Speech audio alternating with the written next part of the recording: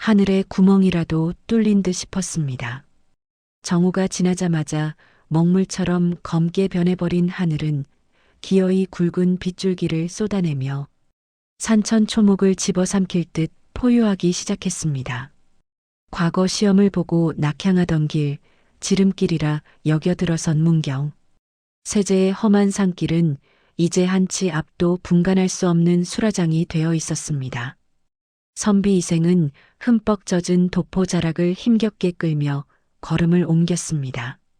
갓은 이미 비바람에 날아가 버린 지 오래였고 소매 속에 넣어둔 서책들은 물을 먹어 묵직하게 처졌습니다.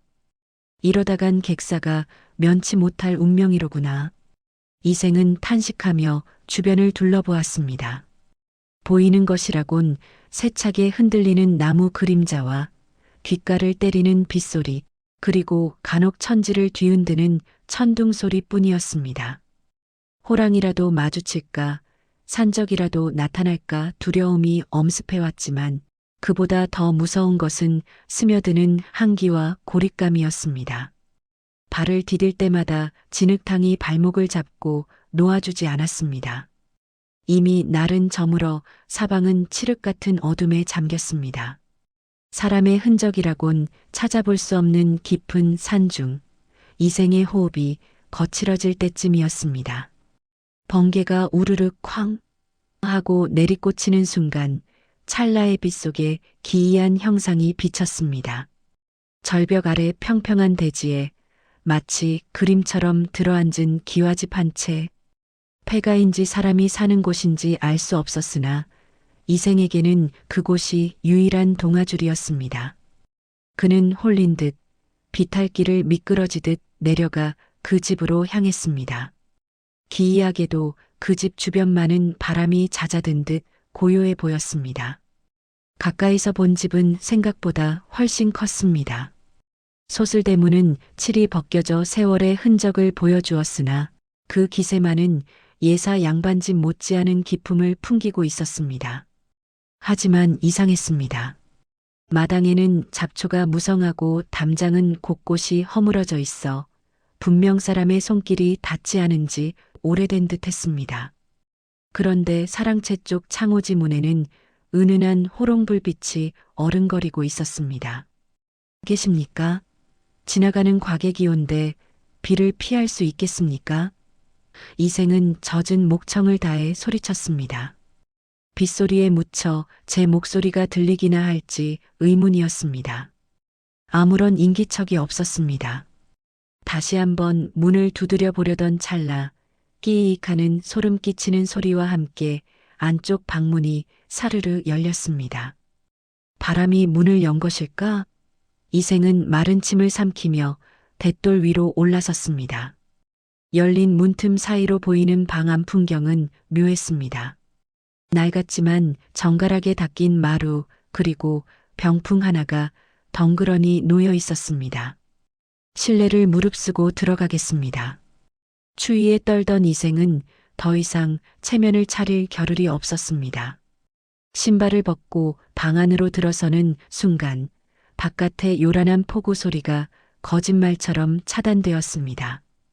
마치 세상과 단절된 또 다른 공간에 들어온 듯 방 안은 적막하고도 훈훈한 온기로 가득 차 있었습니다. 그리고 그 방의 구석, 등잔불 아래 한 여인이 뒤돌아 앉아 술을 놓고 있었습니다.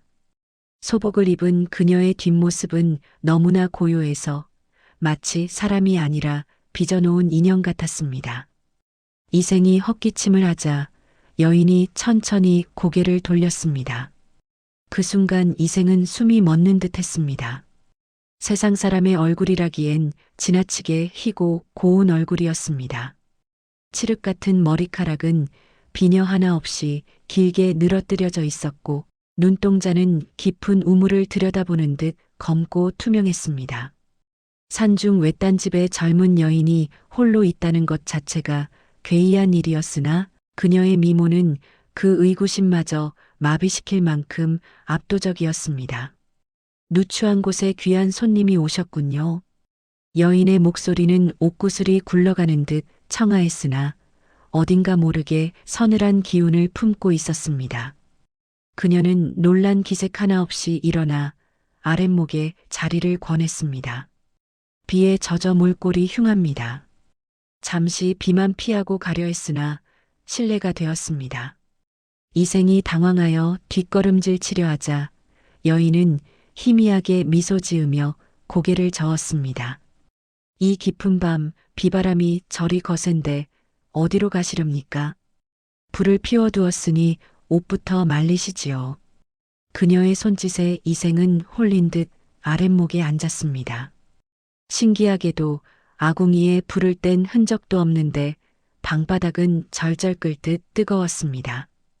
여인은 벽장 속에서 마른 옷가지와 수건을 꺼내 주었습니다. 남자의 옷이었습니다. 죽은 지아비의 옷입니다. 선비님께 맞을지 모르겠습니다. 지아비의 옷이라니 과부란 말인가? 이생은 묘한 죄책감과 안도감을 동시에 느끼며 젖은 도포를 벗었습니다. 여인은 그 사이 닭이 세트를 꺼내 차를 우려냈습니다. 찻잔에서 피어오르는 향기는 난초 향 같기도 하고 짙은 사양 냄새 같기도 하여 이생의 정신을 아득하게 만들었습니다. 옷을 갈아입고 따뜻한 차를 마시자 긴장이 풀리며 나른함이 밀려왔습니다. 이생은 찻잔을 만지작거리며 여인을 훔쳐보았습니다. 그녀는 다시 술을 놓기 시작했습니다. 하얀 천이에 붉은 매화를 수놓는 그녀의 손놀림은 유려하고 빨랐습니다. 혼자 사신 지는 오래되셨습니까? 이생의 물음에 여인의 손이 잠시 멈췄습니다. 계절이 몇 번 바뀌었는지 세는 것을 잊었습니다. 그저 기다릴 뿐이지요. 기다리다니요? 누구를 말입니까? 오지 않을 사람을 기다리는 것 또한 살아있는 자의 업보 아니겠습니까? 그녀의 대답은 선문답처럼 모호했습니다. 이생은 더 이상 묻지 못했습니다. 그녀의 눈가에 서린 슬픔이 너무나 짙어 함부로 건드렸다가는 그 슬픔이 본물처럼 터져나와 자신을 덮칠 것만 같았기 때문입니다. 방 안에는 타닥타닥 타오르는 촛불 소리와 바늘이 천을 뚫고 지나가는 사각거리는 소리만이 감돌았습니다. 이 정적은 불편하기보다는 묘하게 관능적이었습니다. 이생은 자신이 과거에 낙방하고 돌아가는 폐잔병이라는 사실도 집에 두고 온 처자식이 있다는 사실도 까맣게 잊어버렸습니다. 오직 눈앞의 이 여인과 이 방 안에 흐르는 비현실적인 공기만이 세상의 전부인 것처럼 느껴졌습니다. 선비님께서는 무엇을 찾아 이 깊은 산까지 오셨습니까? 이번에는 여인이 물었습니다. 그녀가 고개를 들어 이생을 똑바로 응시했습니다. 그 눈빛에 이생은 자신의 영혼이 발가벗겨지는 듯한 전율을 느꼈습니다. 여인은 부엌에서 주안상을 내왔습니다. 산채로 만든 조촐한 안주였지만 술맛은 기가 막혔습니다. 한 잔, 두 잔 술잔이 오가자 이생의 취기는 급격히 올랐습니다. 창밖의 빗소리는 이제 먼 곳에서 들려오는 북소리처럼 웅장하게 들려왔습니다. 제 이야기를 들어주시겠습니까? 여인이 술잔을 채워주며 나직이 입을 열었습니다. 저는 본래 사대부가의 여식이었으나 영모에 휘말려 가문이 멸문지화를 당하고 이 산속으로 도망쳐 들어왔습니다. 정인과 함께 도망치기로 약조했으나 그는 끝내 오지 않았지요. 여인의 이야기는 구슬프고도 애달팠습니다. 그녀가 흘리는 눈물 한 방울이 촛불에 비쳐 보석처럼 빛났습니다. 그를 원망하십니까? 이생이 물었습니다. 아니요. 원망은 그리움의 다른 이름일 뿐입니다. 저는 그저 그가 무사하기만을 바랄 뿐이지요. 헌데 선비님을 보니 마치 그분이 돌아오신 것만 같아 마음이 어지럽습니다. 그녀의 말에 이생의 심장이 쿵하고 내려앉았습니다. 술김인지 아니면 분위기에 취한 것인지 이생은 자신을 그 정인과 동일시하는 착각에 빠져들었습니다. 그는 저도 모르게 여인의 손을 잡았습니다. 차가울 줄 알았던 여인의 손은 불덩이처럼 뜨거웠습니다. 제가 그대의 외로움을 달래주어도 되겠습니까?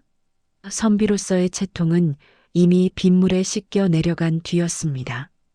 여인은 손을 빼지 않았습니다. 그저 젖은 눈으로 이생을 바라볼 뿐이었습니다.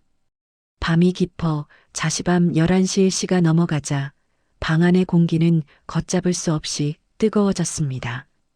벽에 걸린 족자 속에 산수화가 살아 움직이는 듯 일렁거렸고 방 안가득했던 사약 냄새는 더욱 짙어져 머리가 어지러질할 지경이었습니다. 여인은 이생의 술잔에 술을 따르다 말고 이생의 어깨에 가만히 머리를 기대었습니다. 오늘 밤이 지나면 선비님도 떠나시겠지요. 떠나지 않겠습니다. 날이 밝아도 비가 그쳐도 그대 곁에 머물겠습니다. 이생은 지키지 못할 약속을 맹세처럼 뱉어내었습니다. 그 순간만큼은 진심이었습니다. 이 산속 외딴 집이 세상의 끝이라 해도 좋았습니다. 여인이 고개를 들어 이생의 입술을 바라보았습니다. 정말이십니까? 후회하지 않으시겠습니까? 후회란 것은 훗날의 일. 지금은 오직 그대만을 담고 싶소. 이생이 여인을 품에 앉아 여인의 몸이 깃털처럼 가볍게 느껴졌습니다. 촛불이 바람에 흔들리다 피식하고 꺼졌습니다. 어둠 속에서 두 사람의 숨소리만이 거칠게 얽혀들었습니다. 바깥에서는 천둥이 치고 비바람이 몰아치는데 이 방 안은 마치 폭풍의 눈처럼 고요하고 아늑했습니다. 이생은 이것이 꿈인지 생시인지 구분할 수 없는 몽환 속으로 깊이 빠져들었습니다. 얼마나 잤을까? 새벽 닭이 울기 전 서늘한 한기에 이생은 잠에서 깨어났습니다. 눈을 뜨니 희미한 여명이 문틈으로 스며들고 있었습니다. 비는 그친 듯 했습니다. 이생은 옆을 더듬었습니다. 그러나 손에 잡히는 것은 차가운 이부자리 뿐이었습니다. 부인? 몸을 일으켜 앉았습니다. 방 안은 텅 비어 있었습니다. 어젯밤 마셨던 술상도 그녀가 수놓던 병풍도 그대로였지만 여인의 온기만은 감쪽같이 사라져 있었습니다. 그때 귓가에 희미한 속삭임이 들렸습니다. 바람소리인지 환청인지 알 수 없는 소리였습니다. 고맙습니다. 부디 평안하시길. 이생은 벌떡 일어나 방문을 열었습니다. 부인, 어디 가셨소? 마루로 뛰쳐나가 보았지만 보이는 것은 새벽 안개가 자욱한 마당뿐이었습니다. 그런데 기이한 일이었습니다. 분명 어젯밤에는 윤이 나게 닦여있던 마루에 먼지가 뽀얗게 쌓여 있었습니다. 기둥에는 거미줄이 쳐져 있었고 문틀은 썩어 문짝이 덜렁거렸습니다. 불과 몇 시간 전에 그 화려하고 따뜻했던 집이 아니었습니다. 이생은 등골이 오싹해짐을 느꼈습니다. 방으로 다시 들어가 보았습니다. 그가 덮고 잤던 이불은 온데간데 없고 그가 누워있던 자리에는 낡아빠진 가마니 한 장만이 깔려 있었습니다. 날이 완전히 밝았습니다. 아침 햇살 아래 드러난 그 집의 정체는 충격적이었습니다. 지붕은 반쯤 무너져 내렸고 마당에는 자풀이 사람 허리만큼 자라 있었습니다. 수십 년은 좋기 사람의 발길이 끊긴 폐가였습니다. 도깨비에 홀린 것인가? 아니면 여우에게 홀린 것인가? 이생은 다리가 풀려 털썩 주저앉았습니다. 어젯밤의 그 뜨거웠던 기억, 그녀의 숨결, 술맛, 그 모든 것이 하룻밤의 꿈이었단 말인가? 하지만 꿈이라기엔 너무나 생생했습니다. 그때 이생의 눈에 무언가 들어왔습니다. 마당 구석, 잡초 사이에 하얀 털 뭉치 같은 것이 떨어져 있었습니다. 가까이 가서 보니 그것은 하얀 여우의 털 몇 가닥이었습니다. 그리고 그 옆에는 어젯밤 그녀가 수놓던 것과 똑같은 붉은 매화꽃 한 송이가 피어 있었습니다. 이생은 멍하니 그 꽃을 바라보다가 홀린 듯 짐을 챙겨 그곳을 도망치듯 빠져나왔습니다. 산을 내려와 뒤를 돌아보니 안개 속에 잠긴 그 폐가는 마치 신기루처럼 희미해져 가고 있었습니다. 이생은 이후 다시는 그 길로 다니지 않았다고 합니다. 하지만 비가 오는 날이면 그는 문득문득 그날 밤의 빗소리와 사약 냄새를 떠올리며 알 수 없는 그리움에 잠기곤 했습니다. 산속 외딴 집에서 만난 정체 모를 여인. 그녀는 외로움에 사무친 원혼이었을까요? 아니면 잠시 인간의 정을 그리워한 여우였을까요? 비 내리는 산 중에는 아직도 풀지 못한 신비로운 인연들이 안개처럼 떠돌고 있을지 모릅니다. 이 영상이 여러분의 마음에 닿으셨다면 구독과 좋아요로 응원해 주세요.